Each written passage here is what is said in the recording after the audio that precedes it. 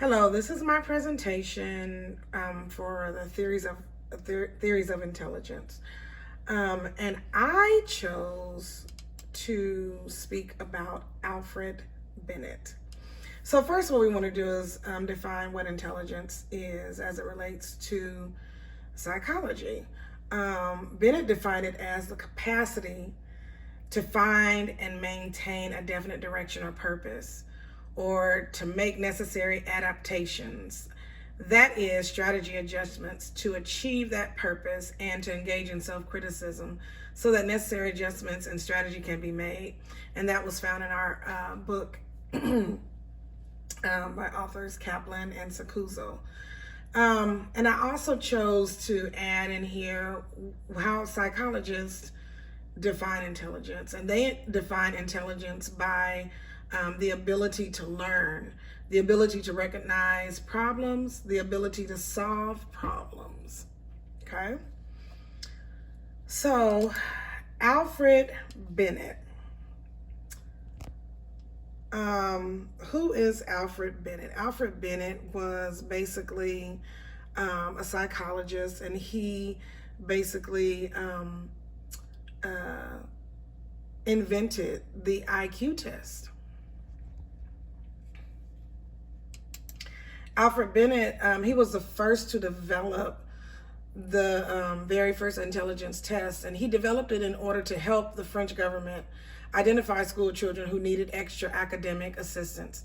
However, this test, such a test as the Bennett, as the Bennett, that examines one's ability to define words and identify numerical sequences, certainly does not meet the standards of all or even most definitions of intelligence, which I thought that was really interesting.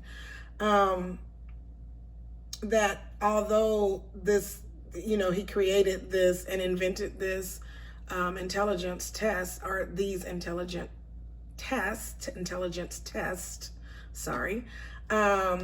that they still don't actually meet the standards of most definitions of the intelligence. So that means that there was still quite a bit of work to do and quite a bit of things to work out or to figure out. Bennett was also the first to introduce the concept of mental age, or a set of abilities that children of a certain age possess. Next, so there are 3 independent research traditions to study the nature of human intelligence. And actually, I want to go back to where it talked about the definition of intelligence and what Bennett described it as. And although he described it as that, there were other psychologists that described it differently. So there was Spearman that described, and let me go back. There was Spearman that described and defined intelligence as the ability to reduce either relations or correlates. And then Freeman says that intelligence is adjustment or adaptation of the individual to his total environment, the ability to learn, and the ability to carry on abstract thinking. And then H. Gardner defined intelligence in terms of the ability to resolve genuine problems or difficulties as they are encountered. So, several of the psychologists had their different interpretation of what intelligence is. So the 3 independent research traditions to study the nature of human intelligence are the psychometric approach. Then there is the information processing approach. And then there is the cognitive approach. And all of these approaches have been defined. The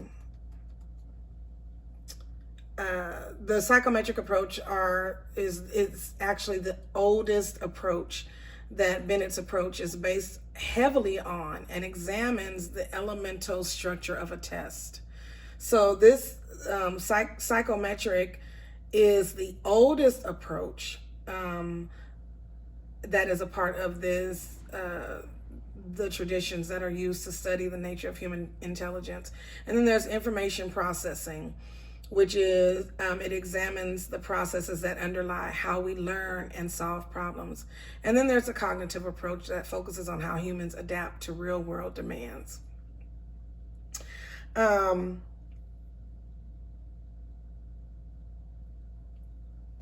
sorry, let me go to the next thing. Now, there are two major concepts or principles, and one of them is the age differentiation, which refers to the simple fact that one can differentiate older children from younger children by the former's greater capabilities. So this is a situation whereas, like, for an example, it gave an example in our book. It talked about how most 9-year-olds can tell that a quarter is worth more than a dime and a dime is worth more than a nickel, and so on. Most 4-year-olds can't do that. So that is an example of the age differentiation. And the general mental ability, it measures only the total product of the various separate and distinct elements of intelligence. And with this particular concept, Binet freed himself from the burden of identifying each element or independent aspect of intelligence. Okay, so this next slide, this is where I wanted to show the Binet-Simon scale. So the Binet scale of human intelligence. So there are 3 levels of intellectual deficiency that were designated by terms no longer in use today of the derogatory connotations that they have acquired. So when you look at this, you'll see towards the bottom where it talks about, where it says, under the original name, there's genius or near genius, very superior, superior, average or normal, dull. And then you have borderline deficiency. But the ones that had the derogatory connotations were moron, imbecile, and idiot. And they no longer use those terms because they are derogatory. It talks about how idiot described the most severe form of intellectual impairment, and then imbecile, moderate levels of impairment, and moron, the mildest level of impairment. But Binet believed that the ability to follow simple directions and imitate simple gestures was the upper limit of adult idiots. The ability to identify parts of the body or simple objects would rule out the most severe intellectual impairment in an adult. And then the upper limit for adult imbeciles was item 16, which is in our book, which required the subject to state the differences between 2 common objects such as wood and glass.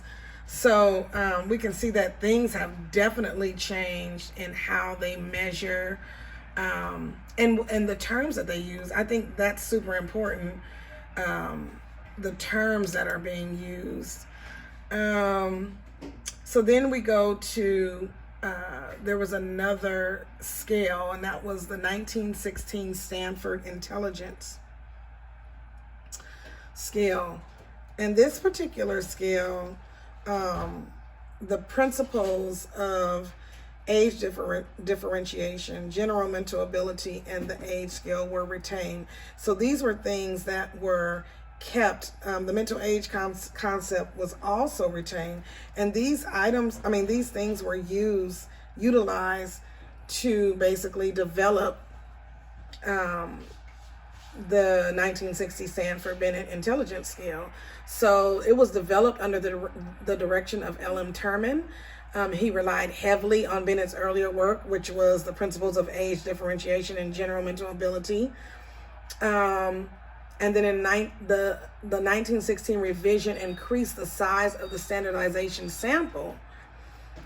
And the 1916 scale provided the first significant application of the now outdated intelligence quotient, I think I'm pronouncing that right, concept, which is the IQ concept. So this is my presentation. Thank you.